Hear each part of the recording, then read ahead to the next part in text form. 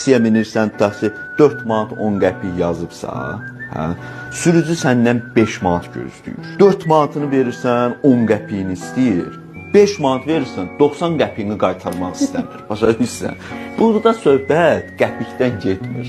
Restorana gedirsən, məsələn, çörək yeyirəm, mən 8 manat 50 qəpik eləyir. Qardaş 8 manat versən, gəlib deyəcək 50 qəpik çatmır. 9 manat verirəm, 50 qəpiyimi qaytarmır. Bax, yüzlərlə belə şeylər saymaq olar da. Ona görə deyirəm ki, Azərbaycanda insanın bir-birinə hörməti yoxdur. Səmimiyyət yoxdur, dürüstlük yoxdur. Çünki ümumi sistem elə bir sistemdir ki, burada sən ancaq yalanla nəsə əldə edə bilərsən. Dürüstlük hər bir yalandan başını dolandırır da. Yalanla əldə edə. Həqiqətlə sən heç nə əldə edə bilməzsən.